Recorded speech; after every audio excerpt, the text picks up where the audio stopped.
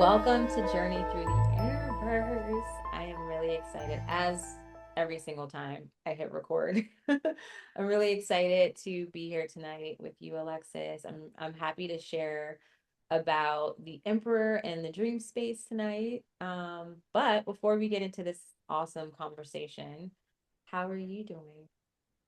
I am actually doing really well today. I feel like a lightness over the last couple days that I haven't felt in a good second. And I've been feeling more connected to myself and, the dream space. And I'm really enjoying being in this air of lightness. So, how are you? Yeah, I mean, I feel really good too. I feel really light. And I've been traveling, or I have traveled. I am at my mother's house for a couple of weeks, which I do every summer. And so that's where I'm at, which is always nice. But then I feel really ungrounded, which I still feel that way, but I feel like I'm embracing it a little bit more and going with the flow. And so that's really nice. And yeah, I'm really excited to continue our conversations. Yeah, I know exactly what you're talking about when it comes to being ungrounded.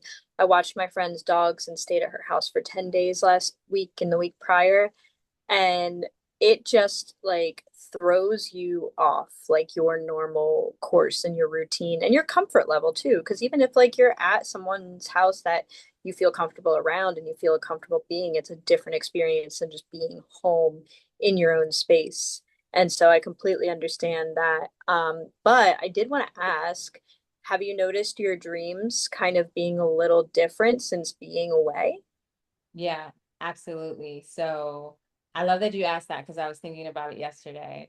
And my dream space, as we talked, what was it, last week? And I just have been, it wasn't like my dreams haven't been really profound per se. And like, I guess they weren't vivid. I'm so used to having vivid dreams all the time that, I mean, the dreams were fine, but I don't know, there's something to like the vivid, very like aware and present energy of the dream space. And since I've been here at my mother's, I have been having really like a whole array of dreams, like horror dreams, like, spiritual type dreams, but they've all been really vivid.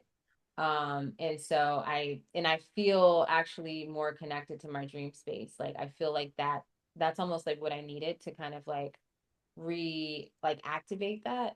Um, Mhm. and now it's simply just grounding myself because, it's one thing to travel and be away from home, but when you like work, like you're saying you're traveling, but you still have to work, and then your work is basically like what I'm doing now, or doing readings or doing videos. It's like you kind of have to like obviously take all like your whole studio basically with you. And like it's good to have a system for that. And I every single time I do this, I'm like, okay, I'm gonna get organized. I'm gonna order like certain like little things to help me like pack more efficiently, which I did this time a little bit. But now I'm noticing other things that I need, because I'm like, oh, I do want to like, travel more and be able to like create, stuff and do videos and whatnot. And have it feel like I don't want to feel rushed or like everything's all over the place. So um that's pretty much where I'm at now. But as far as like my dream space, I feel like I'm coming back to where I usually am with it. And that's really cool. I love that so much, and I can actually relate to that. And it just feels you just feel more in touch with yourself. Yeah, and Okay. I'm wondering, oh, go ahead. No, I was just gonna say, like when I'm not dreaming and I'm not connected as much, I don't feel as in tune with myself. So like to kind of be reacclimated to it after, a funky time of, not having many dreams or them being kind of unmemorable, to be back in that energy feels fantastic. I'm wondering too, like Mercury is in Cancer, which for us, that's in our place of like one of the places that corresponds to dreams. It's the ninth house for Yep. Alexis and I, since we're Scorpio risings. And So, and also the place just of expanded consciousness and like these longer type journeys and so forth. And then we're gonna have Mercury retrograde is gonna begin Monday, June 29th, along with the Capricorn full moon, which is also like that's really interesting. Oh, I'm so excited for the Capricorn full moon Yes, I'm because I excited. know it's going to be potent. It's gonna be, I can already feel it. Like people Me have too. been, yesterday, people were having like emotional, they were going through it. Like I talked to like three different people. And I honestly, I could have, like, if this was like a year ago, what I experienced yesterday, which was very stressful and anxiety inducing, like I actually didn't have that response. And by the end of the night, though, my physical body did. And I felt like I had no control over that, just like with my anxiety. But like I was still very like clear for the most part, even though those thoughts were coming up, and I was grounded. But it's like I know if this was a year ago, just like the stuff I experienced in my car and everything, like it would have really stressed me out and I would have spiraled. But I'm seeing other people do that, and I'm like, and when I like looked at the astrology, and I was like, oh yeah, I was like, oh shoot, that full moon is the day that Mercury will also station retrograde. And I feel like that's, people are already, experiencing that energy because it's been a lot about our personal security, our stability, also that emotional vulnerability. And a lot of it has been kind of tied into family in some ways. And so I'm like, like Cancer and Capricorn are kind of like those like Mother, family father. state, like mother father vibe, culty vibes. Um, and so it really makes sense. I'm like, ooh. And that energy is coming through on my end too. Like, even just being in communion with these people, like being in community. I've noticed I have been in community, right? Like in regards to family and whatnot, in forever.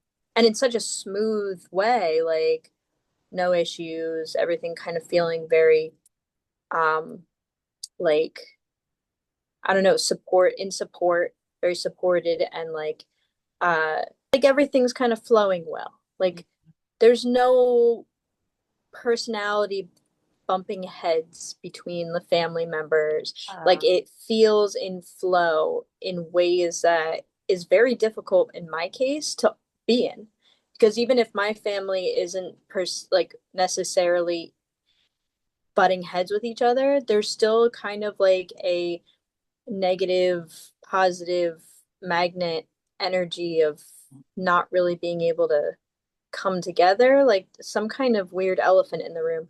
But with this energy, I've been feeling very in flow, very relaxed, very grounded, and I love it. Yeah. Wow. So I don't know if there are any other Scorpio risings watching, which I know there are. Definitely, and you don't have to be Scorpio rising, but I'm curious if this is a Scorpio rising thing. Because like it's been more in flow with me too, which is why a lot of the reason why I haven't spiraled is because everyone, and like maybe it could be a reflection of our own like, personal and emotional growth too, because like in some ways we're like, it goes to show we're creating our own reality and what we perceive, and people just naturally reflect that, even though it doesn't, we're like, wait a minute, you used to be like that. And everyone's also doing their own work too. But yeah, maybe. And also we do, when we're working on ourselves or doing that inner work ourselves, we are also like in some ways healing those ancestral familial connections. And so, they may have received that upgrade or whatever along with us. And so it's like, oh, like it's some aspects of it's there, but it's like, it feels lighter and you Yeah. don't really have to spiral in that. So interesting. Yeah. So let me know if those of you who are listening, watching, let us know if you are feeling this shift as well. All right, so we're going to be talking about the Emperor and the dream space. And this is a part of our Tarot and Dream series that began with the very first introductory episode in which we shared our basic perspective on how beneficial utilizing tarot with your dream space can be.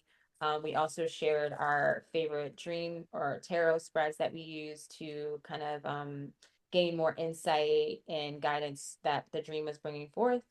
And that is season 2, episode 14 of Tarot and Dreams. And of course, we've done, the full up until the Empress at this point. So this is series video number 5 or number 6 if you include the intro. So we're going to share the basic correspondences of the Emperor. I'm going to share here in a minute on the screen the basic OG Rider-Waite-Smith, imagery of the Emperor. And then Alexis is going to share her card. I forgot my deck. I've been sharing the Dream of the Nile Tarot and I forgot it, but that's totally fine. We're just going to flow with it. So maybe I'll give you guys a glimpse of that just briefly in our next tarot and dream series that we do. But otherwise, yeah, we're going to go through this and then we'll talk about how this card shows up in the dream space or in response to gaining more insight and guidance from the dream. So I'm going to share my cards, or I'm going to share the card, the image of the Emperor.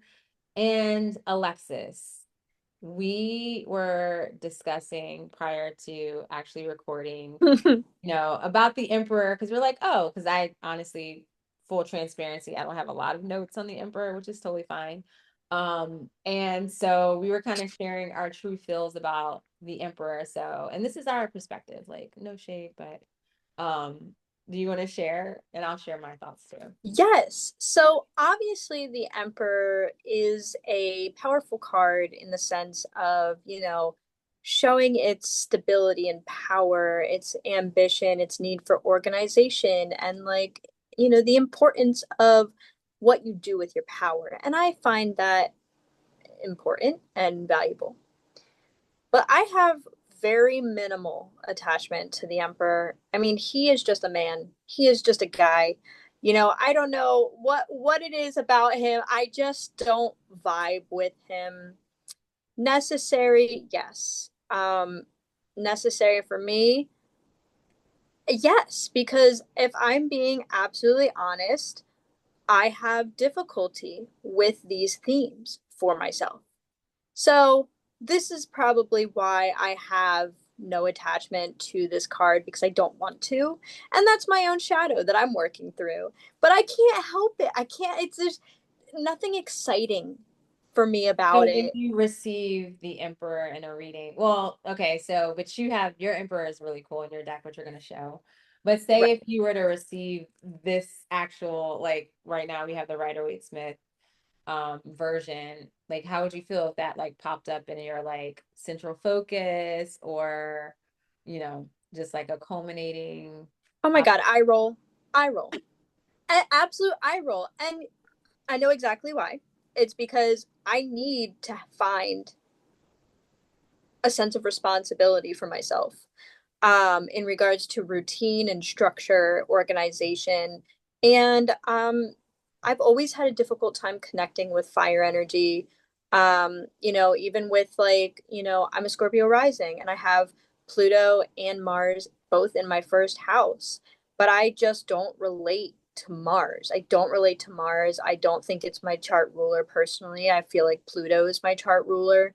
And if you know anything about astrology, Scorpio is ruled by both. You have the traditional Mars and then the modern Pluto. I just relate more with Pluto, that death and rebirth, than I do with that fiery energy. And it does affect the way that I move through life. And it's just something I really need to confront and deal with. So if this showed up in a as a major theme for my tarot reading, I would know exactly what it was trying to say, but I Mhm. would be frustrated because it's not what I want to hear. And I don't feel that way about many cards. Like, give me the tower, give me death. Like, I can handle that. I'm ready. Give me something where I have to find my personal power and put energy towards um, structure and forward movement and order. It's a me thing. So, anyway, how do you feel about it? Yeah, I mean, I totally get it. I mean, I don't really like.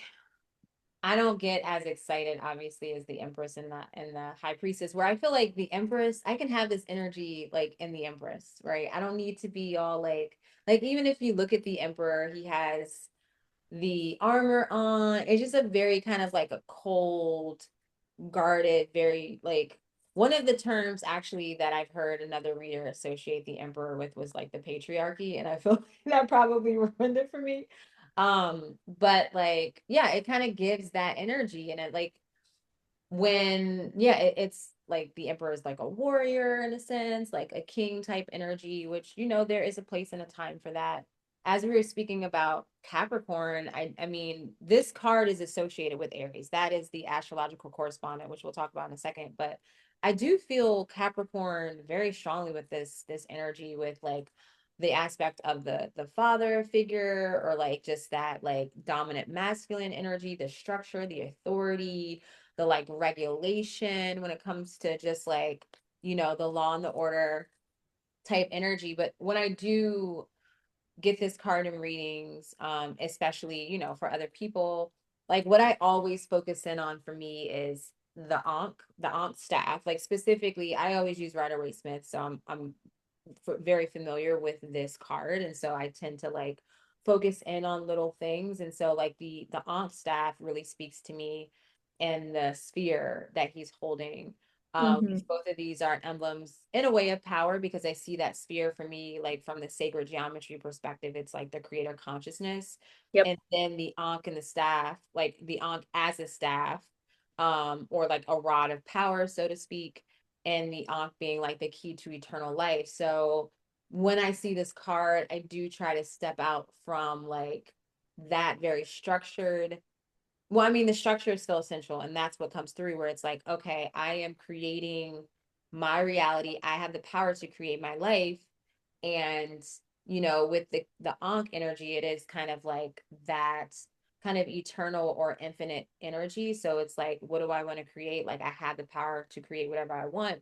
And the way I generally look at the Emperor is as more of like an entrepreneur card. So if I'm like if I see the Emperor for myself, like I know it's speaking to that.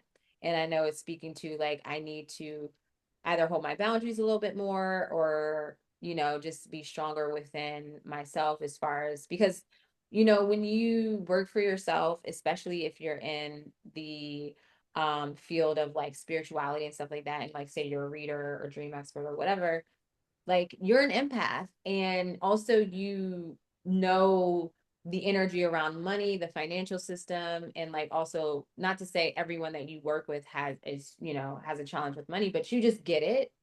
And so it's hard, like you can like easily kind of get overgive yourself and not have those boundaries. But it's like also this is still a business.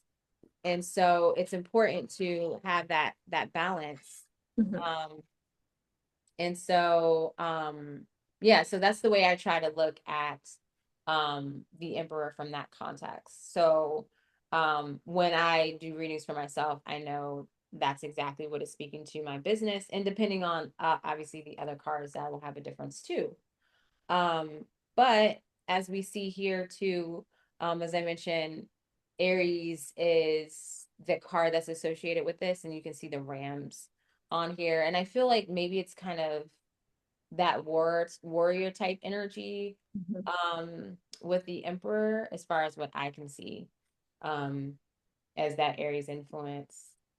I do love that you brought up the word patriarchy for this card, and that I think that also is probably why I feel a little bit of ickiness towards it. And there's nothing wrong with like the patriarchal side of things. However, being in a society where the patriarchy has kind of been unchecked for so long, and Yeah. the way that women have been treated for so long now, it's like we're bound to have this feeling. And so, that in itself is an attachment that, I need to work through. But I like that you brought that up because that's the same feeling I get when I think about the patriarchy and like how women have been like just for like just not prioritized or even in balance in union. I feel this way when I see the card too. And the funny thing is I don't really even get this card like ever. Mm. It's very random when I get this card, and it's very rare, which is interesting now that I think about it. Yeah, do you wanna, I'm gonna pull up your image here. Oh, yes. And so we're gonna share that in 1 second. Let me just grab it. But do you see the one in your deck often at all?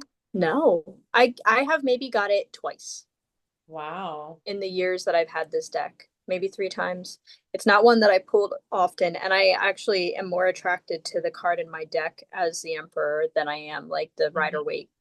And it is that aspect of, and here when it's pulled up, it's not just like a warrior man, king, whatever, sitting in a chair, like legs spread, looking at you, like with his staff and all the it's just like I don't know. There's just this aggression that comes off of it. And again, this is just my perspective and my whatever. But there's something about there's a lightness that comes from this cloud like being. It doesn't feel as like it's still intense. Like if you're looking at it, it still feels intense.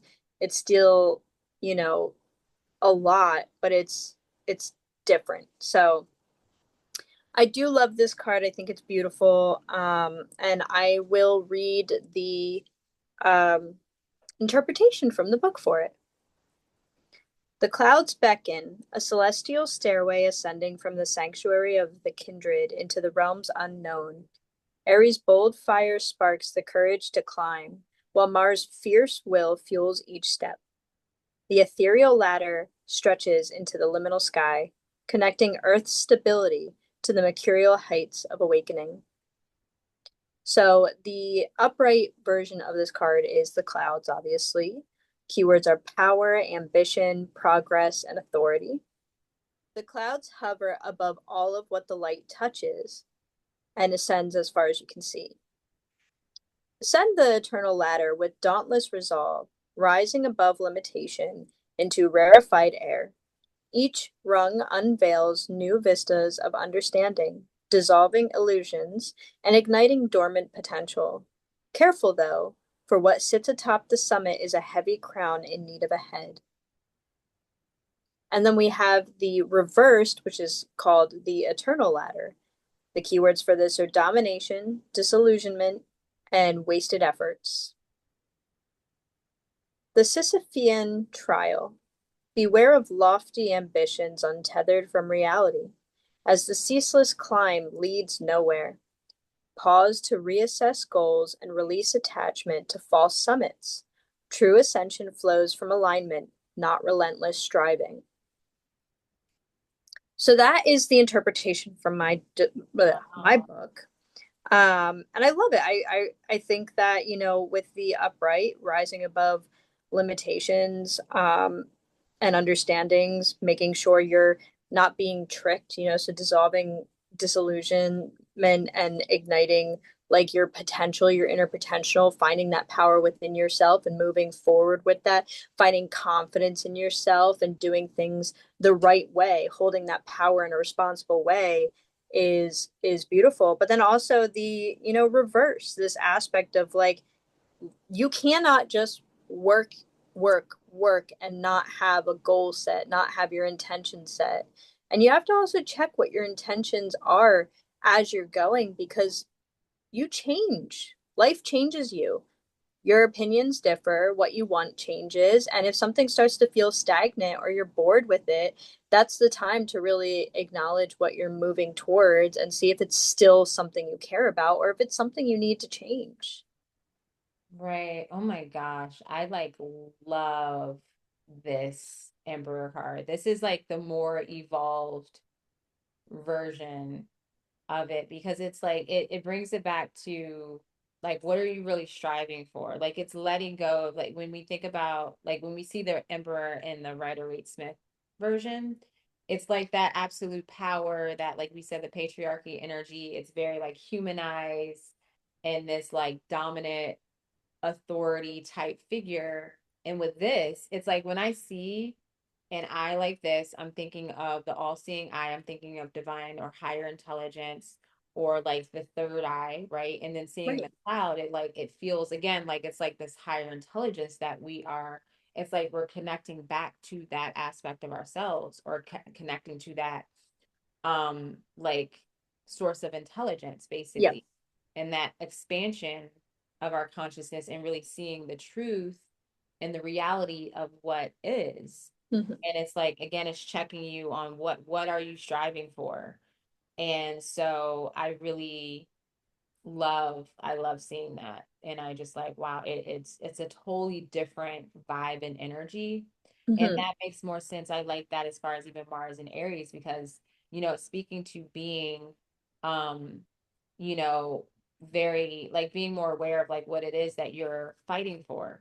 What are you standing up for? What are you fighting for? Like, what's your intention and your focus within your action and your willpower? Because that's something with Aries, and Mars, where it's like if left unchecked, it's like, oh, I'm in the present moment and I'm doing this. I'm leading by inspiration, but it's like, what is at the root of that inspiration? Is it like greed? Is it, Hmm.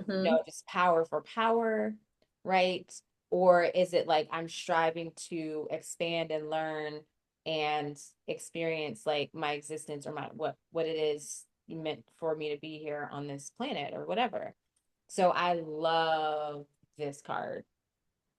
I agree with you 100%. I really love that perspective and interpretation of what I read. And it is that aspect. I feel like this card, whether it's from the Rider Waite, from this deleted worlds deck, from your Egyptian, your Dream of the Nile. Dream of the Nile deck, like it is all pointing to power and really making sure that you're not abusing that. Mm-hmm. Like with all of that you're doing, making sure that you're on the right path and you're able to like not fall into things that are going to be bad for you or the people around you. Like if you want something, if you want a goal, reach it. But if you're stepping on other people's heads to get to that, like that's you're ruining lives. You're affecting the people around you. And then what is the actual goal? Is it to be rich, to have a bunch of power, or is it like, and even that, like I feel like the end goal of power and money, that being it doesn't feel like it's very like soul serving. It feels empty. It feels, and you see that with a lot of people who are wealthy anyway and have a lot of power.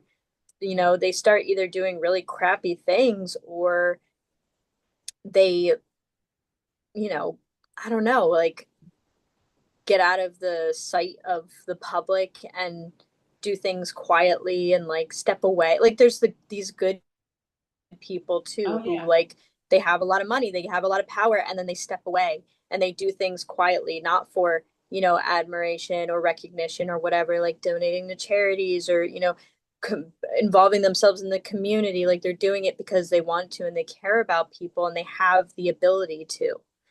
And it's like, do you want to be on the road of, hurting people, or do you want to be on the road of helping? And of course, this is just in regards to like power and money, but But like, still, who yeah. are you as a Okay. person and what is it? What is your legacy? What do you want your legacy to be?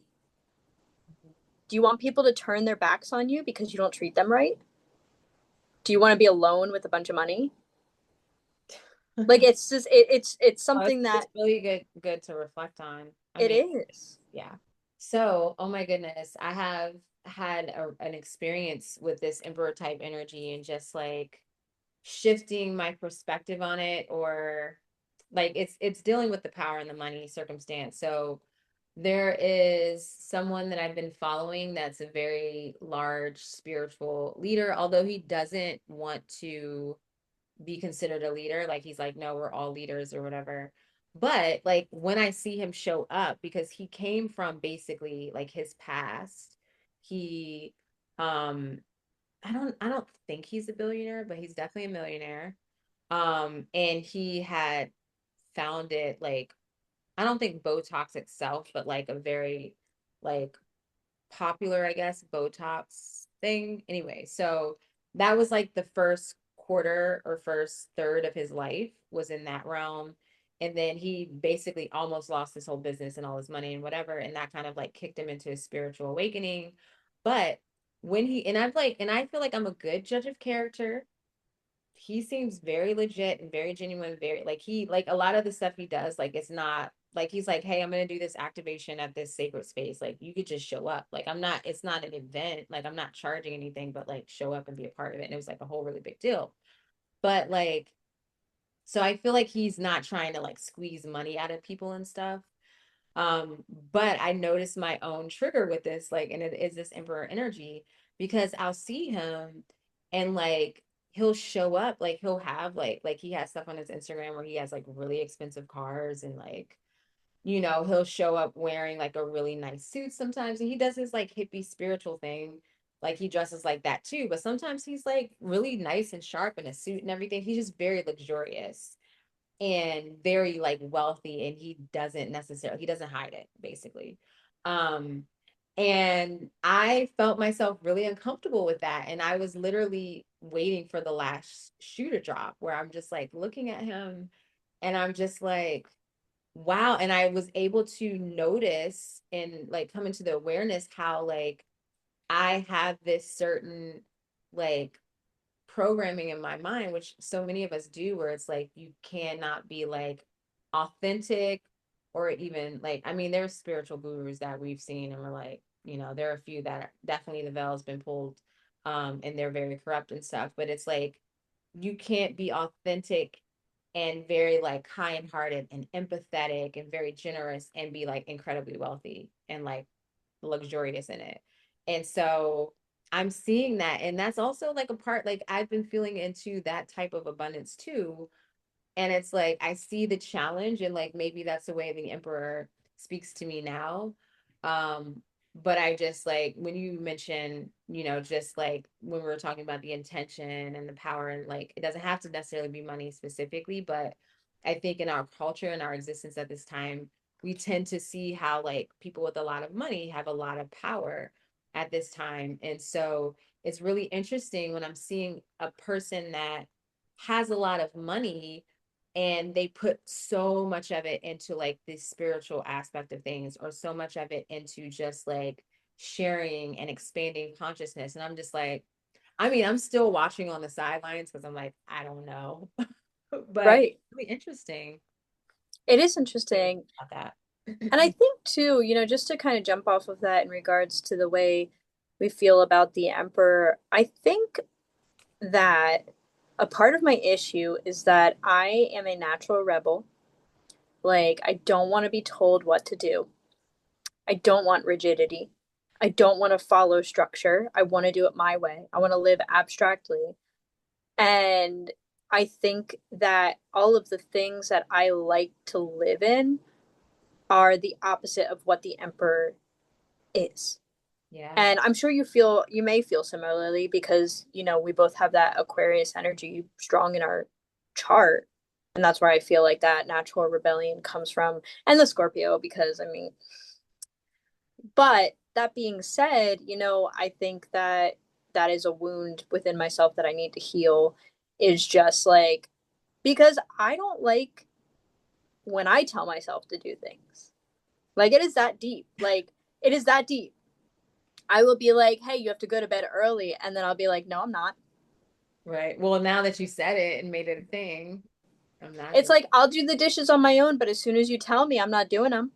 that's parenting too. Like I don't, well, one, my child is like, it's literally like if you tell her something, she's definitely doing the opposite, which I feel like is most kids, most like young kids.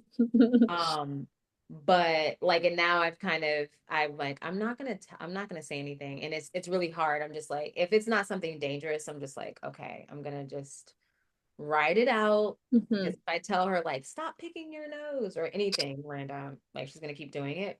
But then me as a parent, I like coming back to my own personal spirit.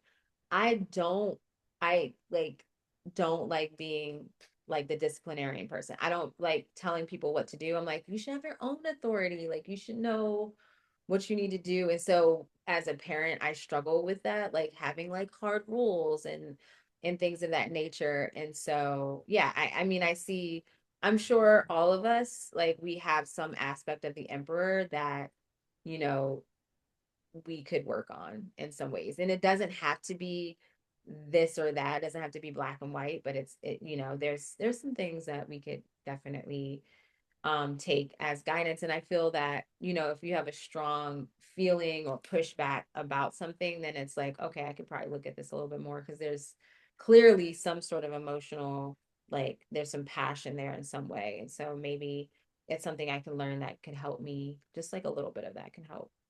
Absolutely. And like if you guys are anything like me with that aspect of, you know, being rebellion, like being a rebellion to rules and to the extreme of not even following my own rules, it's kind of looking at like, hey, structure isn't bad. You can still create the way you need to create to live without completely dismantling the structure and ritual in your life. Just Exactly. because it sounds rigid doesn't mean it has to be rigid. You know, go to bed at a reasonable time when you feel tired, like anywhere between 10 and 12. You don't have to go to bed. And even then, like, you don't have to go to bed at 12. You can go to bed at 12:30. It's not going to kill you, Yeah. but it's something. It's not like, hey, I'm going to stay up till 3:30 in the morning every day. Or like, you know, just simply having like, if we're talking dream work, I'm going to have a cup of tea before bed. I'm going to wake up and I'm going to write my dreams. It sounds simple, but like it's that aspect of like, well, since I told myself I have to do it, I don't want to do it. But Right. it's like this is incredibly beneficial to myself. So why would I be hurting myself by denying that structure?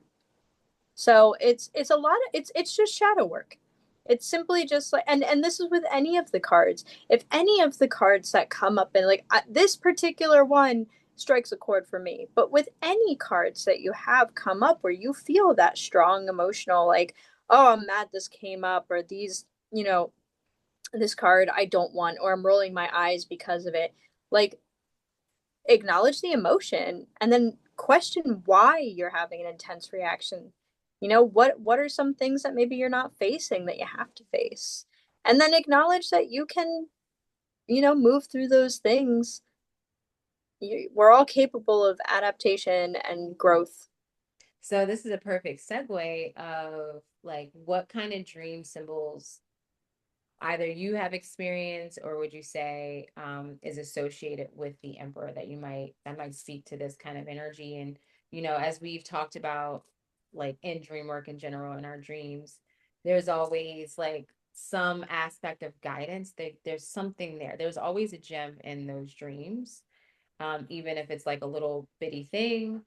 And so what kind of dream symbols would you say point to, like, this emperor energy that we're talking about? So the first, what I think one of the strongest symbols to come through with this card would be things revolving around work or like your boss. And I've had dreams like this that definitely reflected these themes. Um, and like how impactful it was to break down, acknowledge it, because especially if you're having dreams about like someone like your boss, it can feel really uncomfortable just in general. Having like that person who you may not really get along with or you don't agree with on certain things kind of pop up in a place of like, you know, vulnerability or just like your inner self. Um, for example, I had a dream about an ex-boss who was horrible to me. He was a terrible person, like just horrible. And he was emotionally immature. And I had a dream that he was like trying to have sex with me, and I didn't want it. So I said, obviously, no.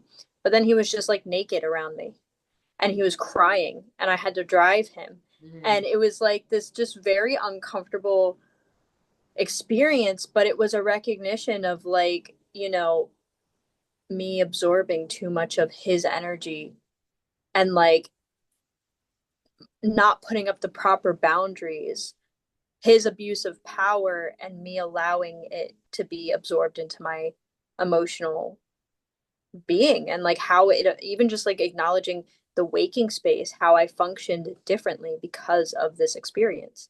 And like where I should have just left the job, I stayed and had these types of dreams because the abuse of power was so prevalent.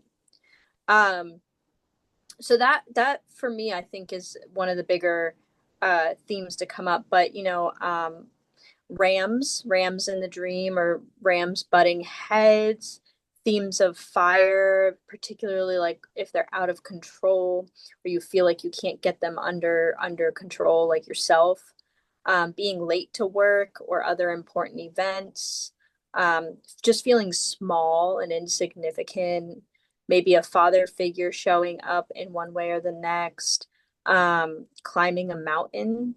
That's a really big symbol for the emperor, and it's a representation of that, like, um, strength and rigidity, and like also the upward climb of just working hard and having power and doing what you need to do.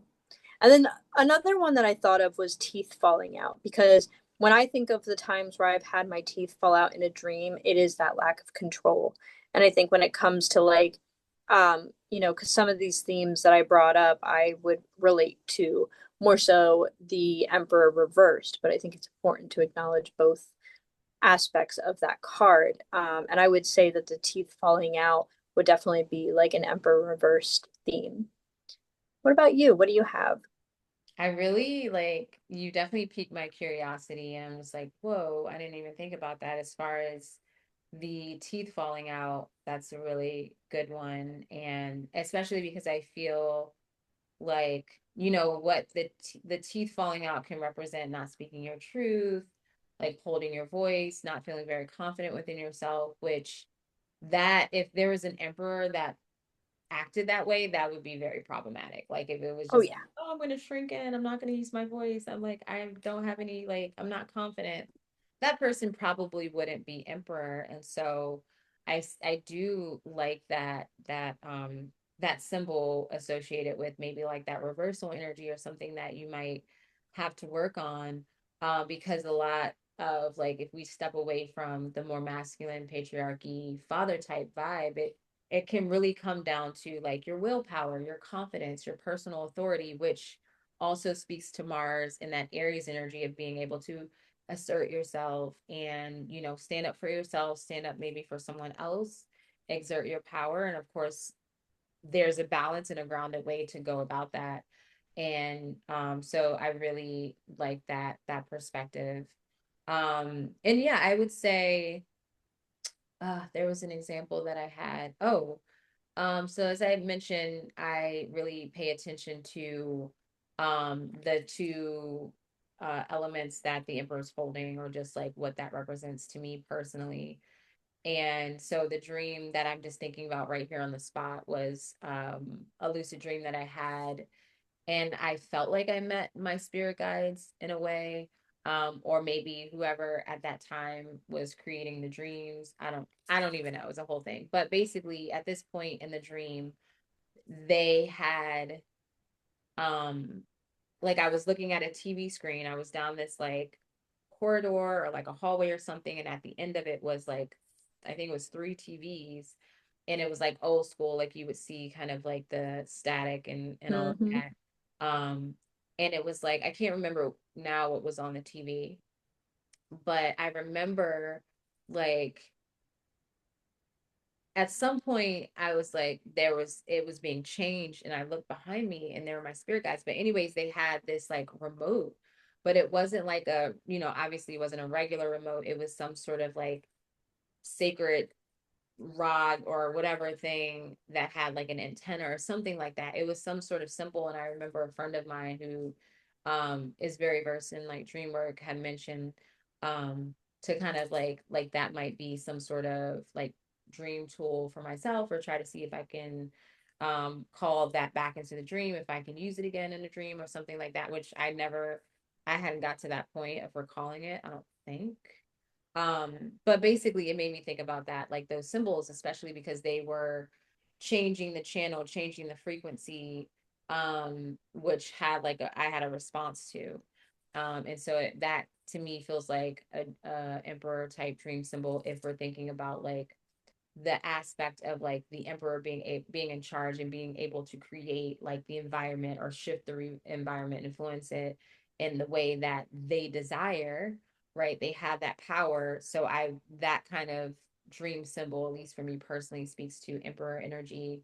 And also like you mentioned with the father figures and anything pertaining to like your work, like, and that's on a personal level, I guess you could say, but anything, yeah, anything dealing with work, personal power, authority, and so forth, feels like that would be like representative of the emperor and something to really look into. But it's interesting because I feel like I've been paying attention to like the chakra, specifically the root chakra, and I feel like there's a connection to that. So anything, any type of dream symbols or dream themes that speak to your own foundation, and it comes back to your personal power. So again, stripping the patriarchy aspect away from the emperor or like some sort of domination over you, and it's like you like being in your own power, and that to me feels like the root chakra energy, coming back to Mhm. your own grounding, your own center, like knowing that you're worthy, you belong, you can survive and thrive, and all of that stuff. So I see those kind of dream themes being very aligned to the emperor energy that we kind of spoke about, minus like, the distorted stuff. Yes. No, I thought that was fantastic. Everything you said, I agree with 100%. And I think that the it's so interesting. This card is so interesting because I feel like I'm healing a part of myself just talking about it. I know. Like it feels like there's a part of myself that's understanding and understanding and adapting and growing and healing just from having the conversation, pointing out the issues I have and kind of like working through and navigating through the roadblocks when it comes to this card. And where it all even stems from is starting to like spark in my head. And I'm like, okay, well, I guess I did some shadow work this episode and didn't even Huh, realize it, which is funny because like dream work is the best form of shadow work. literally. So I And it's shouldn't like be you're surprised. in real time, we're both gaining a different perspective. Because, like, now Hmm. when I'm actually sitting here and taking my time with it, like, I don't think I had as much. Like, my card with like that energy is probably the Three of Swords, where I'm just like, Right. and I'm like, oh no. I'm like, that's a card that I don't want to see in my readings. I'm like, that's gonna like sit with me the whole day because it's like I don't know what like what is that about? Like I know what it's Hmm. about, but also I'm just like I feel like something's coming.